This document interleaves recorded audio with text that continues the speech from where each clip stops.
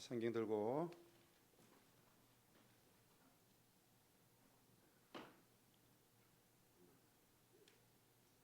자기 성경책 들고 온 사람 일어나 봐요.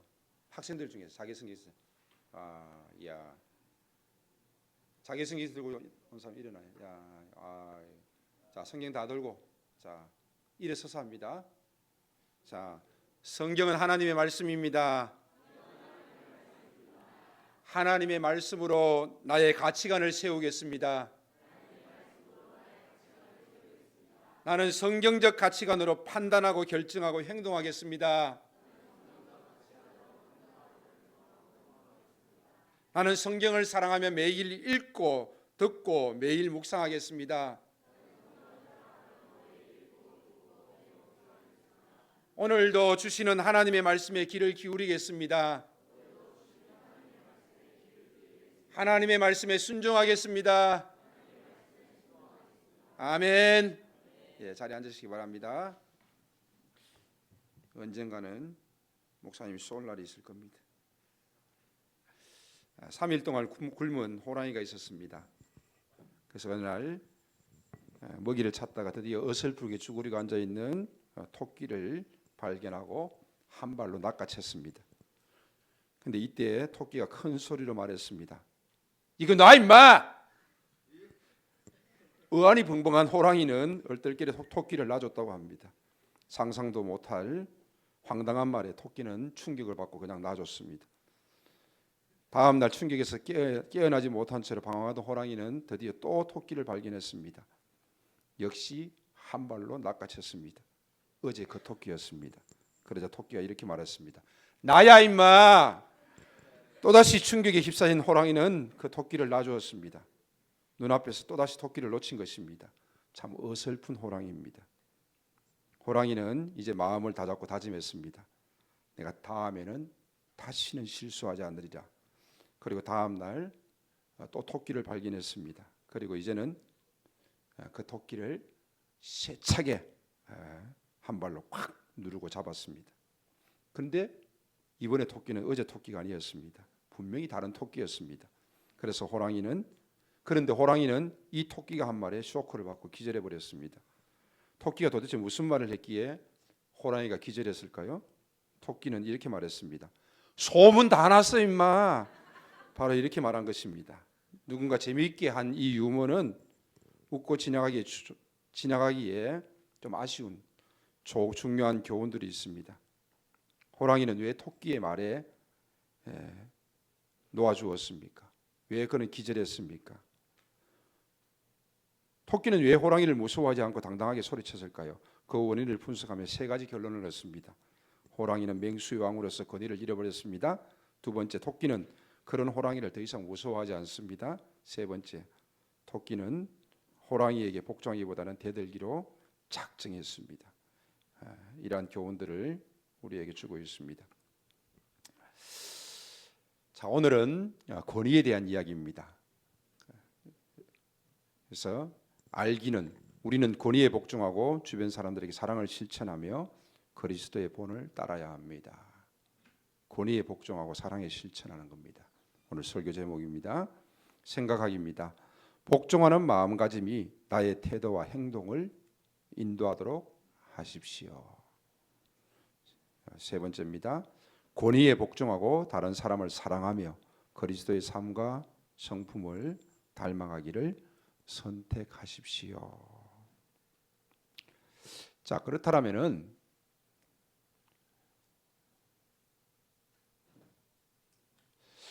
복종, 순종, 순복이라는 단어가 성경에 자주 나옵니다. 자, 복종한다. 군대 용어 같지요. 그러나 성경에 많이 사용하고 있습니다.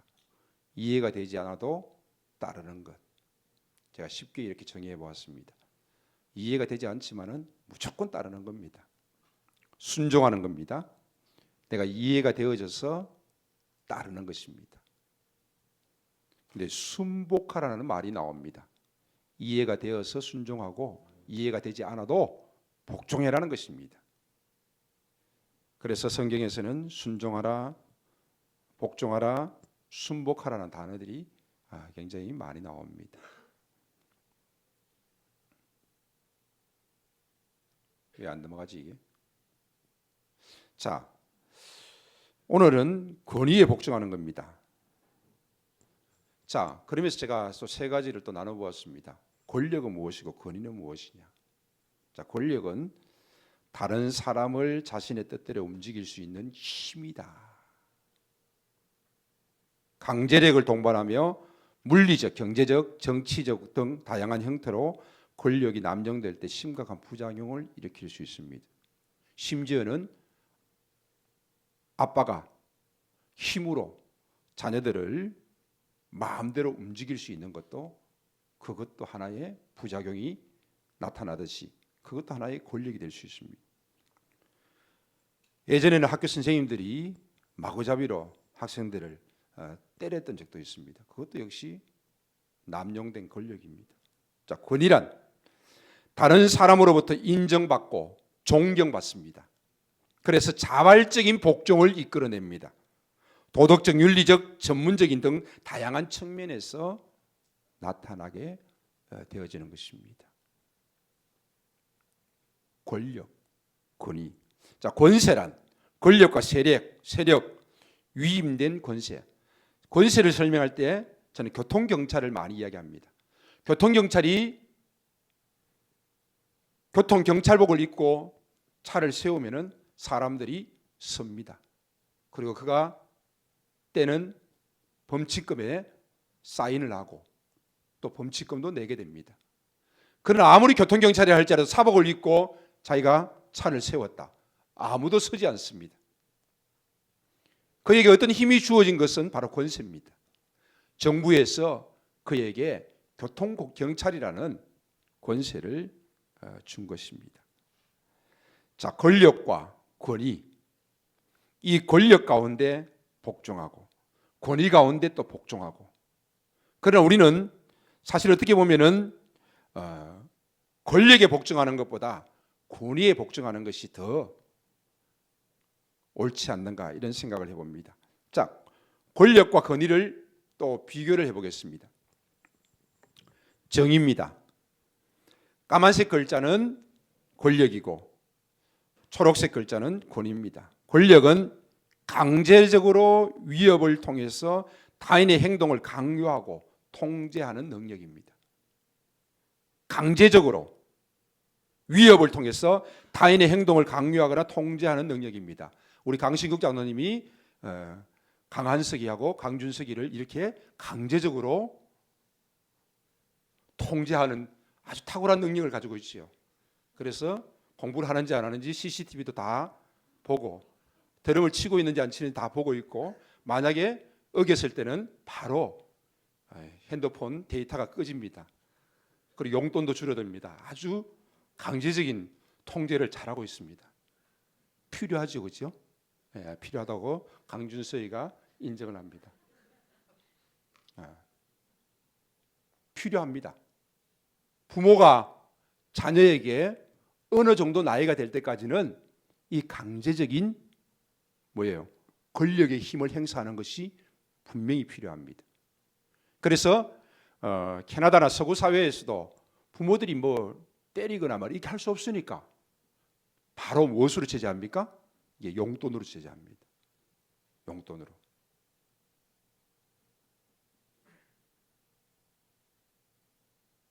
그리고 우리나라는 사실 어떻게 보면은 개들에 비해가 굉장히 부모들이 관대해요. 자기 돈으로 핸드폰을 사고 자기 돈으로 핸드폰 요금 내기 전까지 부모들이 핸드폰 잘 안 사줍니다. 근데 우리나라는 어릴 적부터 초등학교 때부터 많이 이렇게 하시고. 그런데 다 그런 건 아니지만은 학생의 신분에 맞게 공부를 열심히 하고 공부를 잘하는 친구들 중에 일부분은 핸드폰이 없습니다. 고등학교 때까지. 근데 그게 정상이라고 생각합니다. 아이들이 요즘은 길을 가면서도 말로 대화하지 않고 카톡으로 대화합니다. 그래서 그렇게 계속해서 대화하던 친구들은 말하는 걸 싫어합니다. 그냥 카톡으로 모든 것을 하기를 원합니다. 그래서 직장에 가서도 심지어는 전화가 오면은 가슴이 두근두근 떨린다는 거죠. 왜? 말해야 되니까. 그냥 카톡으로 하면 되는데 말해야 되니까 힘들다는 거죠. 그런 의미에서 우리가 D6 오후에 우리 자녀들이 소그룹 속에서 모임하면서 서로 자기의 이야기를 하고 남의 이야기를 듣는 것은 굉장히 중요한 교육입니다. 엄청난 지금 교육들을 받고 있는 것입니다. 권력은 강제적으로 위협을 통해서 타인의 행동을 강요하고 통제합니다. 그러나 권위는 특정 지식, 기술, 지위, 도덕성을 바탕으로 자발적인 복종, 존경함을 통해서 그를 자신이 스스로 통제합니다. 이 정도 되려면은 아직 좀 있어야 되지. 자, 두 번째 행사 방식입니다. 권력과 권위의 행사 방식입니다. 권력은 강압적이고 일방적입니다. 권위는 설득하고 존경을 통해서 이루어집니다. 장점입니다. 권력은 신속한 의사결정과 실행이 아주 강력합니다. 그러나 권위는 높은 수준의 협력과 참여 유도가 가능하게 되어집니다. 장단점이 있죠. 다음 네 번째, 단점입니다. 권력은 반발, 저항, 권력의 남용 가능성이 높습니다. 그러나 권위는 장시간 그 권위 확립에 시간이 소요되어지며 비판에 아주 취약합니다. 권력과 권위. 사실 우리 자녀들에게는 고등학교 졸업할 때까지는 권력이 필요합니다. 부모의 권력이 필요합니다. 그리고 그 이후에는 가면 갈수록 더 부모의 권위 속에서 우리 자녀들이 스스로 존경하고 또 이해되어지면서 부모님과 함께 할 수 있는 그런 모습들이 또한 필요합니다. 모든 기관도 역시 마찬가지입니다. 권력과 권위.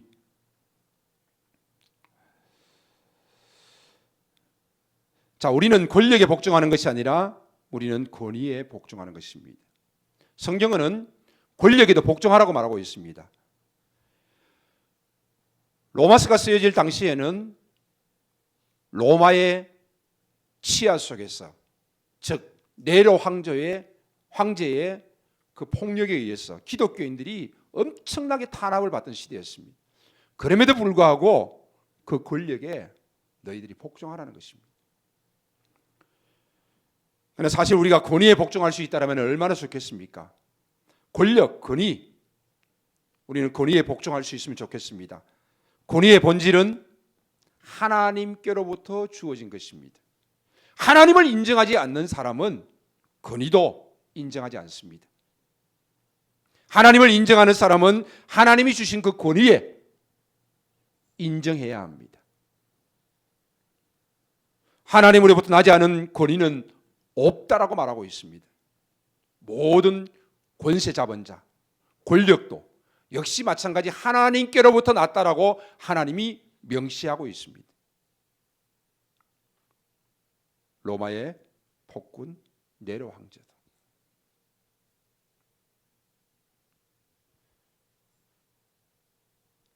하나님 정하신 권위를 인정하라는 것입니다. 국가의 정부, 또 가정 속에서 아빠, 엄마, 아내, 남편, 그리고 학교 가운데서 선생님들 인정하고 존경하고 그 권위를 따라가야 되는 것입니다. 교회에서는 역시 마찬가지, 목회자에 대한 권위도 역시 마찬가지입니다. 우리는 권력에 복종하는 것이 아니라 권위에 복종하는 것입니다. 어느 한 젊은 청년이 고구마 가게에 점원이 되었습니다. 근데 그가 열심히 일하고 있는데 어느 날 주인이 불렀습니다.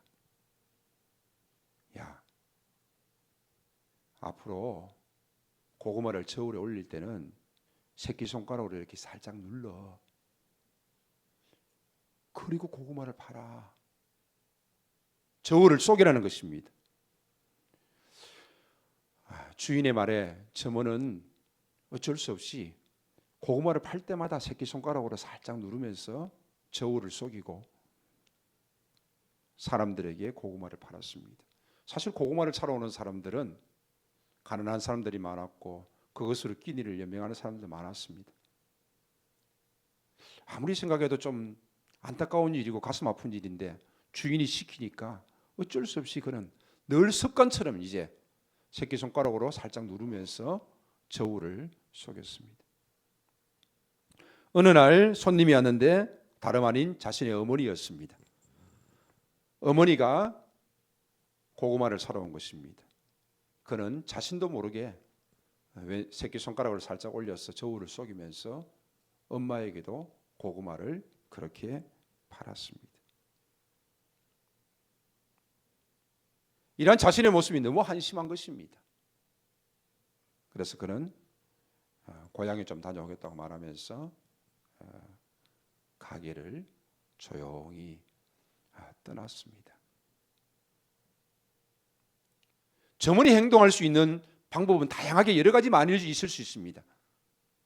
그러나 제가 말씀드린 것이 점원이 마지막까지 취한 행동이었습니다. 조용히 가게를 떠났습니다.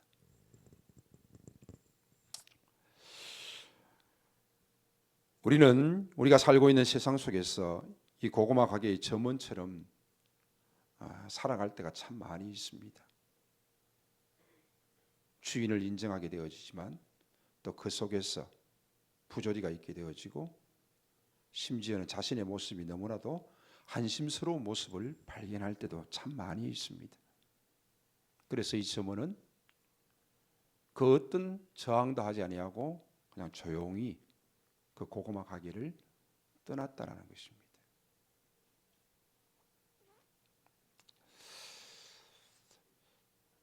제가 이 설교를 준비하면서 삼강오륜을 찾아보았습니다. 삼강오륜 옛날에는 다 외웠겠지만 지금은 외우는 사람도 없고 알려고 하는 사람도 잘 없을 겁니다.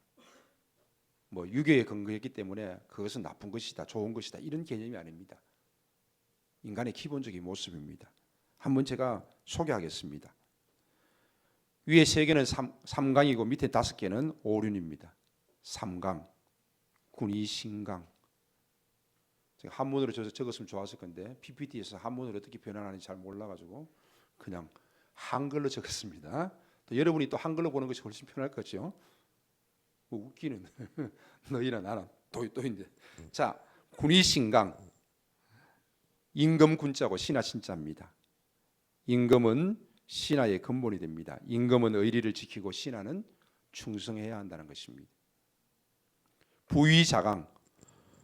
부모는 자식을 잘 돌보고 자식은 부모에게 효도를 해야 한다는 것입니다. 부의부강. 남편과 아내는 서로 충실하고 존중해야 한다는 것입니다. 오륜입니다. 부자유친. 부모와 자식 간에는 친밀감이 있어야 한다는 것입니다. 사랑이 있어야 한다는 것입니다. 군신유의. 임금과 신하 사이에는 서로 옳은 행동을 하고 의리가 있어야 합니다. 장유유서. 어른과 어린 사람 사이에는 순서와 질서를 지키고 존중해야 한다는 것입니다. 부부유별. 남편과 아내는 서로 역할이 다르고 서로 상대방을 존중해야 한다는 것입니다. 부모유신. 친구 사이에는 서로 믿음이 있어야 한다는 것입니다. 이것은 상대방을 서로 인정하는 모습입니다. 상대방의 권위도 인정하고 그러면 상대방을 인정하면서 서로의 관계 속에서 아름다운 관계를 만들어 나가는 모습들을 보여주고 있습니다. 자, 권위에 복종하십시오. 자, 국가의 권위가 있습니다. 국가의 권위에 우리는 복종할 필요가 있습니다. 그래서 오늘 본문에서도 세금 문제를 이야기하고 있습니다. 예수님께서도 실제적으로 세금을 내셨습니다. 로마 치하에 있다고 할지라도 로마에게 세금을 내었습니다. 그래서 가이사의 것은 가이사에게, 하나님의 것은 하나님에게 유명한 말씀을 하신 것입니다. 1938년도입니까? 일제치하에 있을 때에 송기정 선수가 무슨 선수죠? 예, 마라톤 선수죠. 송기정 선수가 올림픽에 가서 금메달을 땄습니다. 그리고 그는 2002년도에 세상을 떠났습니다. 그가 2002년도에 정확하게 2002년도 그 어떤 상을 받게 되어집니다. 그러면서 부상으로 상금을 받게 되어집니다. 그래서 받은 상금을 가지고 그는 세무사를 찾아갔습니다. 제가 상금을 받았는데 세금을 내야 되겠습니다. 그러니까 세무사가 이렇게 말합니다. 연세가 많으시고 하는 일이 없으시니까 세금을 안 내셔도 됩니다. 그때 이 송기정 할아버지죠. 지팡이를 짚고 할아버지가 내가 나라에서 얼마나 많은 덕을 봤는데 세금을 내야지요. 세금을 낼 수 있도록 좀 계산 좀 해주십시오. 그러니까 세무사가 어쩔 수 없이 세금을 계산했습니다. 근데 송기정 할아버지가 그것을 보더니 너무 적네요. 많이 낼 수 있는 방법으로 계산해 주세요. 그래서 세무사는 또 어쩔 수 없이 조금 더 많이 낼 수 있도록 정리를 해드렸습니다. 그리고 그는 실제적으로 그 세금을 납부하러 갔다고 합니다. 국가가 나를 위해서요 얼마나 많은 것을 해줬는데 내가 세금을 내야지 라는 것이 바로 송기정 마라톤 올림픽 금메달 선수 노년의 모습입니다. 일제시대에서 일장기를 차고 마라톤을 뛰어야 했던 그 옛날의 모습에 비하면 지금 대한민국의 땅에서 살면서 2002년도에 엄청난 그 발전되어진 모습 속에서 그가 세금의 의무를 감당하면서 국가에 대한 감사를 나타내고 있었던 것입니다. 국가의 권위를 인정하라는 것입니다. 나라 일은 일제치하의 시대도 있었습니다. 전쟁이 일어나면서 아무것도 할 수 없는 시대도 불과 70년 전에 있었습니다. 국가의 권위에 인정하시고 우리나라 대한민국이 정말 세계 가운데 우뚝 설 수 있는 나라 주심을 하나님 앞에 감사하고 이 국가가 있음에 하나님 앞에 감사하고 국가를 위해서 기도하고 국가를 위해서 우리가 할 수 있는 것들을 우리가 해야 한다는 것입니다. 가정에서 역시 마찬가지입니다. 가정의 권위를 인정하십시오. 아버지의 권위, 어머니의 권위를 인정하십시오. 특별히 한 가정에서 아버지의 권위는 가장으로서 반드시 인정되어지고 그 권위에 온 가족이 다 잘 따를 수 있어야 됩니다. 아버지가 결정했는데 어머니가 뒤에서 엎어버리고 아버지가 결정했는데 어머니한테 가가지고 엄마한테 가가지고 살살 이야기해가지고 바꿔버리고 요즘 시대는 사실 어떻게 보면은 아버지가 설 자리가 없는 시대인지도 모릅니다. 그러나 우리가 가정예배 드리면서도 마찬가지 아버지는 제사장이다. 아버지를 통하여서 하나님은 축복하기를 원하시고 아버지를 통해서 하나님은 축복을 주신다. 가정의 권위를 인정하라는 것입니다. 그리고 부모는 자녀를 잘 돌보고 자녀는 부모에게 효도하고 존중하라는 것입니다. 학교에서 선생님의 권위를 인정하라는 것입니다.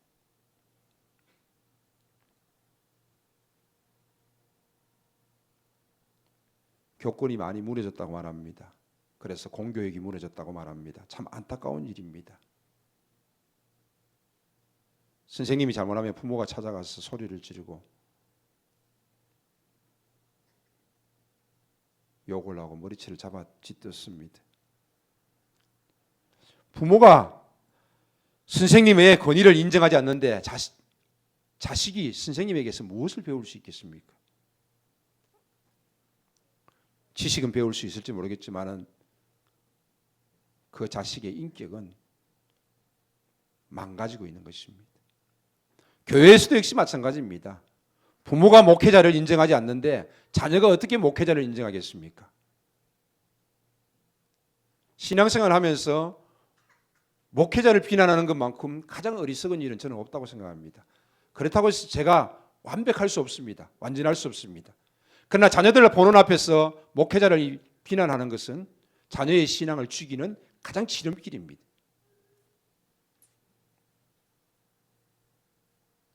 여러분들이 명절에도 인사할 때도 자녀들을 시키십시오. 그것이 어떻게 보면 더 자녀들 교육 가운데 아름다운 모습이 될 수도 있습니다. 학교에서는 선생님의 권위가 인정돼야 됩니다. 교회에서 목회자의 권위가 인정돼야 됩니다. 모든 권위는 하나님께로부터 나온 것입니다. 그리고 그것을 인정해라. 하나님을 인정하듯이 하나님께로부터 나온 권위를 인정하고 복종하라는 것입니다. 그러면서 자발적이고 존경함으로 복종할 수 있으면 좋겠습니다. 두 번째, 자 고개 들고 이제 목사님 보고 사랑의 법에 순종하십시오. 자, 지금 국가에 대해서 복종하십시오. 권력에 대해서 복종하십시오. 이렇게 이야기하다가 갑자기 사랑의 법에 대해서 순종하십시오. 이렇게 본문이 전환되고 있습니다. 왜 그럴까요? 그렇습니다. 우리는 한 국가의 국민으로 살아갑니다. 세상 속에 살아가고 있습니다. 그리고 그 세상 속에서 우리는 우리의 주어진 의무들을 하고 있습니다. 그러나 또한 우리에게는 믿음의 공동체가 있습니다. 그리고 우리는 세상 가운데 사랑의 법으로 그들을 대합니다.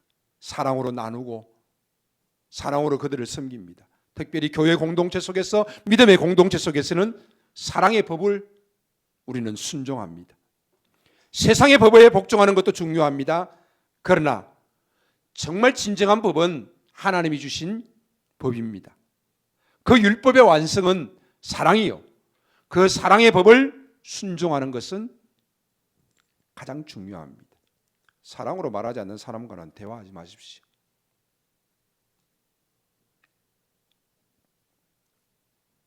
고집을 부리고 자기 주관을 끝까지 말하는 사람, 남의 말을 듣지 않는 사람, 그것은 그 사람을 존중하는 것도 아니고 사랑하는 것도 아닙니다. 사랑으로 말하지 않는 사람과 대화하지 마십시오. 논쟁하지 마십시오.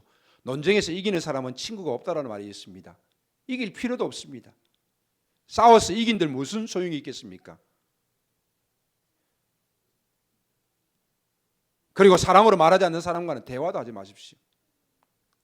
우리의 나눔의 수준이 진짜 서로 인격을 존중하고 서로 사랑한다라면 우리는 더 깊은 것을 토론할 수 있고 논쟁할 수 있습니다. 자신의 사상을 말하는 것이 아니라 정말 성경에서 무엇을 말하고 있는지, 성경적인 사상이 무엇인지, 성경적인 세계관이 무엇이고 하나님이 무엇을 원하는지 우리는 말할 수 있고 거기에 도달할 수 있어야 합니다. 그런데 자기의 세계관, 자기의 가치관 속에서 그것만 말한다라면 그는 하나님 없이 사는 자와 다를 바가 없는 것입니다. 하나님 없이 사는 자기의 세계관을 가지고 우리의 모임 속에서 말하는 자는 참으로 어리석은 자입니다. 미련한 자입니다. 하나님이 무엇을 원하시는지, 하나님이 무엇을 말씀하시는지 연결하십시오. 그것이 충분히 조화를 이룰 수 있다면 말하십시오. 그리고 남의 이야기도 들어보십시오. 그리고 수용할 수 있다면 수용하십시오. 사랑으로 말하지 않는 사람과는 대화하지 마십시오. 사랑의 법에 순종하라는 것입니다. 자, 여러분은 사랑을 경험한 적이 있습니까? 이런 질문이 있습니다. 누군가 당신에게 희생적인 사랑을 보여준 경험이 있습니까? 누군가 나에게 희생적인 사랑을 보여준 경험이 있습니까? 그것이 부모가 될 수도 있습니다.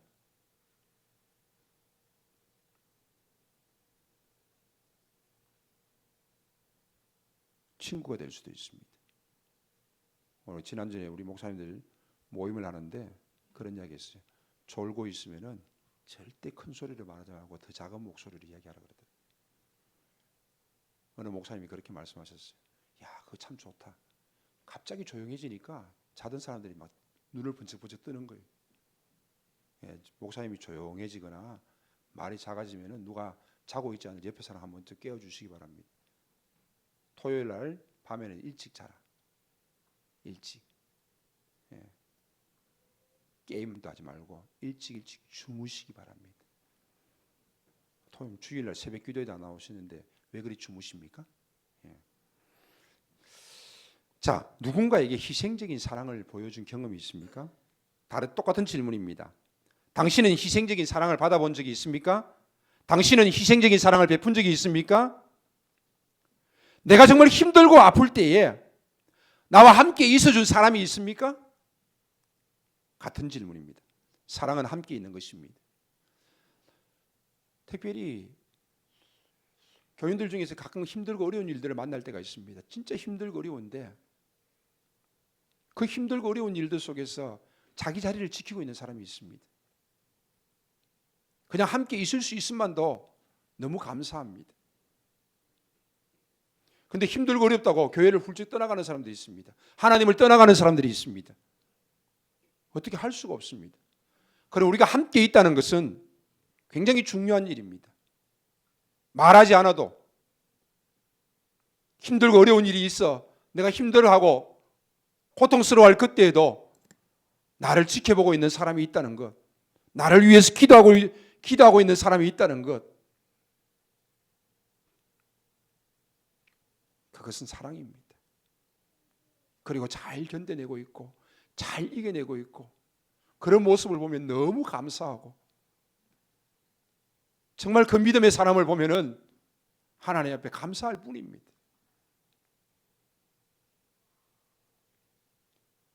말할 수 없는 아픔들을 사람들 붙들고 일일이 다 말할 수 없잖아요. 그런데 아프고 힘들 때에 누군가 그냥 옆에 있어요. 누군가 함께하고 있어요.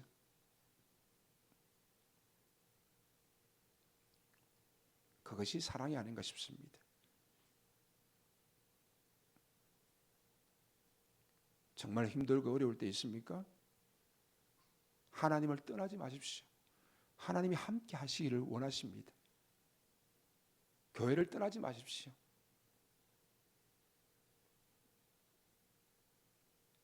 교회 식구들만큼 나의 아픔을 같이 아파해 줄 사람이 어디 있겠습니까? 형제들도 잘할 수 없습니다.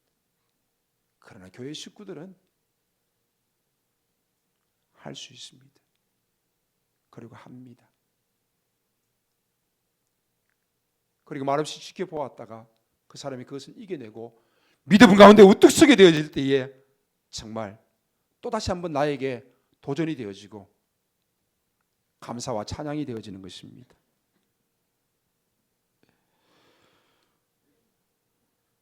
누군가에게 사랑을 베푼 적이 있고 누군가에게 사랑을 받은 적이 있습니까?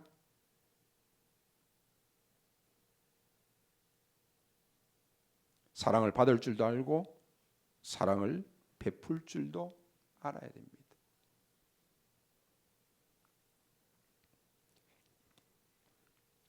하나님은 우리를 사랑하셨습니다. 저는 가끔 그런 이야기를 합니다. 우리를 하나님이 구원하셨는데 하나님이 무엇으로 구원했습니까? 하나님의 사랑으로 구원했습니다. 저는 십자가로 뭐 구원했다 그러면은 무슨 물론 의미는 있습니다만은 뭐 십자가 이야기하고 막 요즘 뭐 약간 이단들은 보혈을 이야기하면은 보혈을 찬송을 부르면은 마귀가 떠나가고 막 이런 이야기합니다. 저는 참 웃기는 이야기라고 생각합니다. 하나님이 우리를 구원하신 것은 하나님의 사랑입니다. 사랑이 하나님이 인간의 몸을 입고 이 땅에 오시게 했습니다.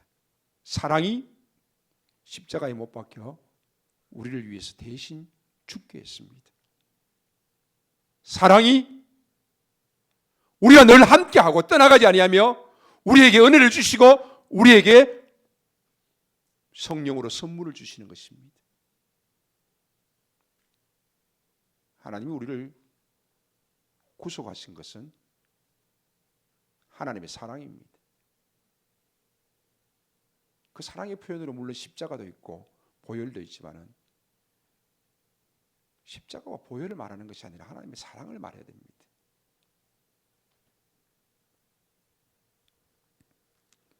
그 하나님의 사랑을 우리는 받았기 때문에 우리는 사랑으로 많은 사람들을 대하고 실천해야 한다는 것입니다. 그 하나님이 우리를 구속하셨기 때문에, 그 하나님을 인정하기 때문에 하나님이 세우신 모든 권위 가운데 인정하고 또 믿음의 공동체 속에서 사랑으로 실천하게 되어지는 것입니다. 우리가 사랑으로 실천할 수 있는 근거는 하나님의 사랑입니다.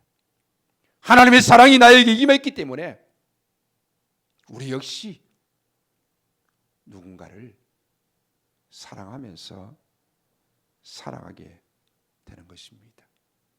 세 번째입니다. 그리스도를 닮은 삶을 살아가십시오. 하나님의 사랑을 입고 구원받은 하나님의 자녀는 예수 그리스도를 닮은 삶을 살아가는 것입니다. 제가 어제 교사대학 가는데 설교했습니다.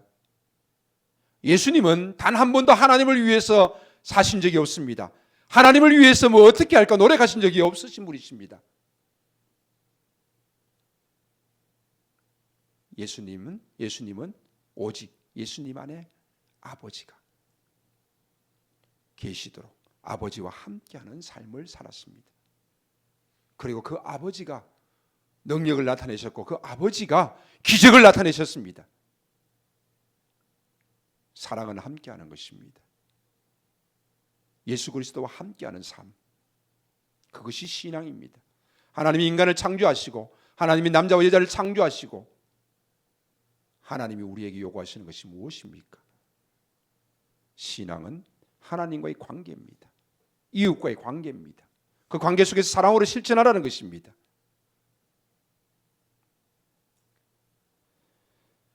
하나님과의 관계 속에서 하나님과 함께하고 이웃과의 관계 속에서 이웃과 함께하는 삶을 살아가는 것이 바로 사랑이요, 예수 그리스도께서 보여주신 삶입니다.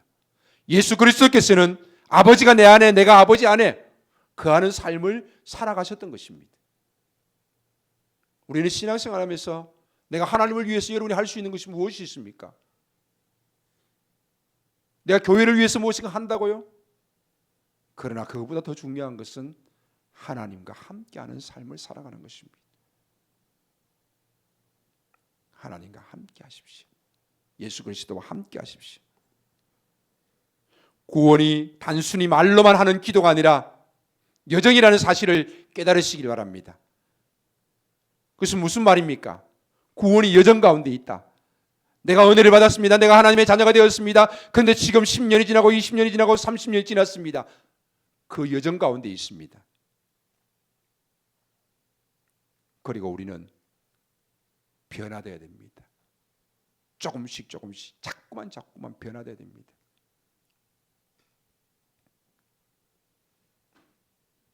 우리 장로님들도 기도할 때도 마찬가지입니다. 기도의 내용도 옛날 거 가지고 계속 이렇게 반복하지 마시고 한번 생각해 보십시오. 조금씩 변화되어야 됩니다. 여러분의 기도도 마찬가지입니다. 상투적으로 쓰는 그런 문장을 한번 생각해 보시기 바랍니다. 늘 잘못하면은 자기도 모르게 상투적으로 쓰는 그 기도 속에서 변화되지 못하는 모습들을 자꾸만 인정하는 꼴이 되어집니다. 우리 장로님들이 한 2분 53분 내에 딱 기도하시는데 진짜 깔끔하게 기도하시거든요. 길게 기도 3분 넘어가신 분 거의 없으세요. 깔끔하게 기도하시고 우리 장로님들 기도하시는 그 유튜브가 조회수가 진짜 많아요. 많은 사람들이 그 조회가 보시는 것 같아요.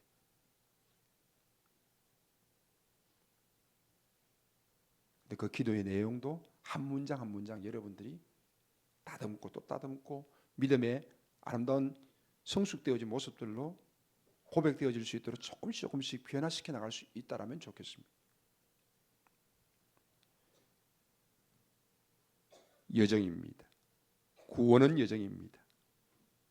그리고 언젠가 우리는 하나님의 심판대 앞에 서게 될 것입니다.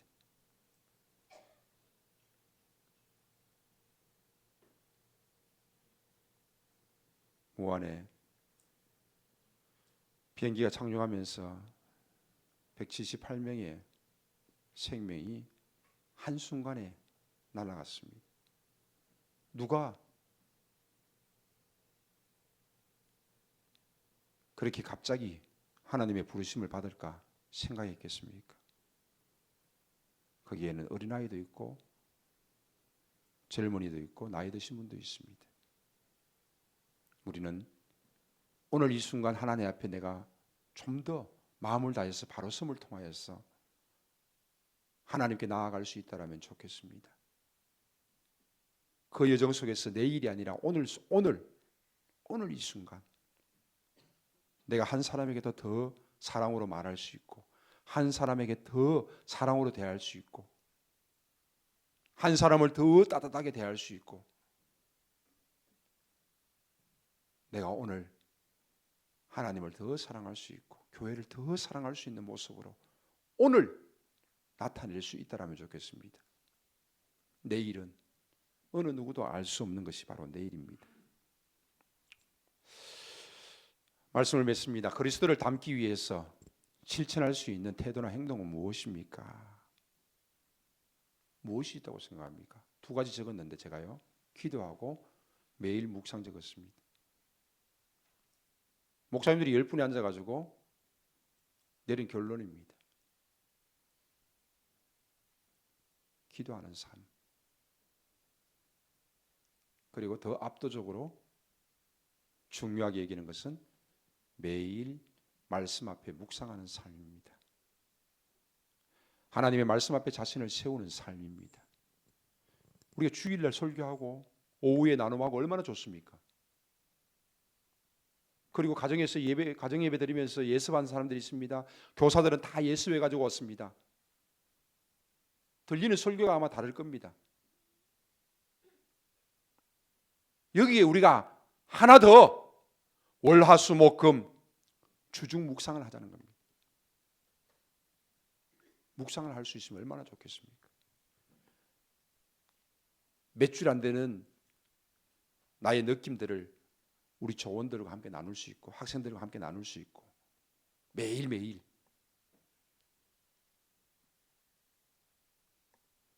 그렇게 할 수 있으면 좋겠습니다. 제가 이제 실천하려고 합니다. 그래서 제가 교사들과 조장들에게 매일 묵상했는 내용들을 짧게 교사들에게도 보내려고 합니다. 그리고 교사들은 자기 반 아이들, 리더들은 또 청년들은 또 자기 그룹 속에서 매일매일 나눌 수 있길 바랍니다. 천안중부교회가 D6 시작한 지 얼마 되지 않았습니다. 아마 올해 시작했을 거예요.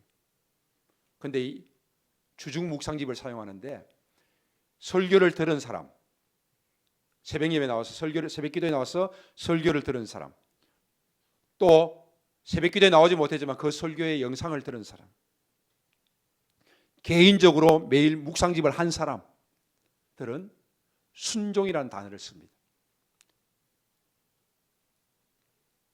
교회 단톡이 있는 것 같아요. 밴드를 하는지 모르겠는데 순종 했으면은 순종. 묵상했다는 겁니다. 내가 오늘도 묵상했습니다. 묵상에 순종했습니다. 순종이라는 단어를 올립니다.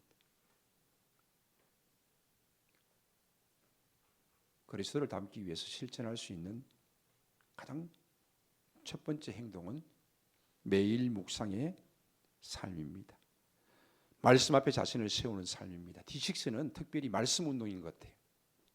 주일 중심에 주일날 이 말씀이 선포되어지고 오후에 말씀을 가지고 나눔을 하게 되어지고 이 말씀이 바로 토요일날 가정예배 속에서 있게 되어지고 매일 묵상 속에서 있게 되어지고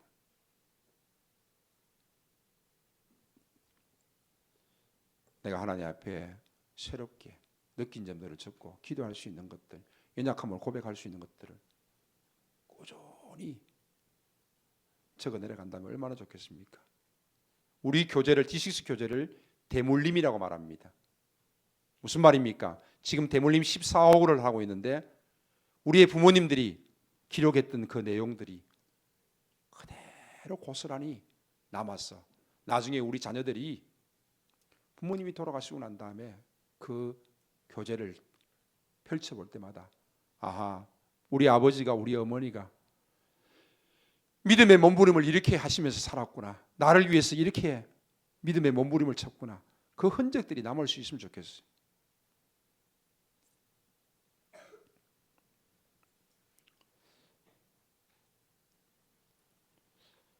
권위에 복종해야 됩니다. 근데 만약에 권위에 복종하지 않고 저항해야 한다라면은 1. 비폭력적인 방법으로 해야 합니다. 2. 정당한 권리로 저항해야 합니다. 불의에 맞선 대가로 처벌을 받는다라면은 그 처벌 역시 받아들여야 합니다. 4번째, 권위자를 위해서 기도해야 합니다. 국가를 위해서도 기도하고 목회자를 위해서도 기도하고 교사를 위해서도 기도하고 엄마 아빠를 위해서도 기도해야 하는 것입니다. 우리는 세상 사람들과 구별되게 사는 그리스도인입니다. 세상 사람들과처럼 사는 것이 아니라 세상 사람들과 구별되게 사는 그리스도인입니다. 그리스도인의 삶을 살아가는 것입니다. 우리는 하나님의 말씀이 나의 삶의 가치관이 되어지고 그 하나님의 말씀이 내 삶의 판단과 결정과 행동의 원인이 될 수 있어야 합니다.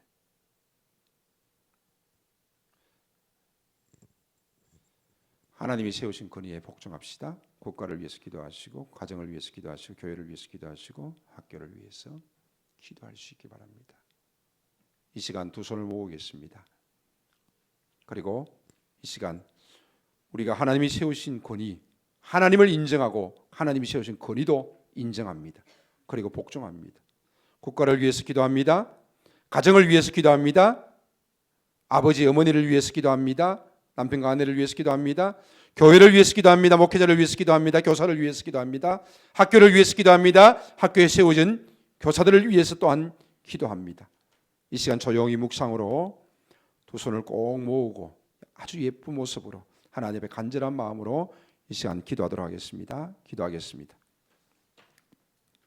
아버지 하나님, 주여 감사합니다. 하나님이 도우시고 하나님의 은혜를 다하여 주시기를 아버지 하나님 간절히 바라옵고합니다.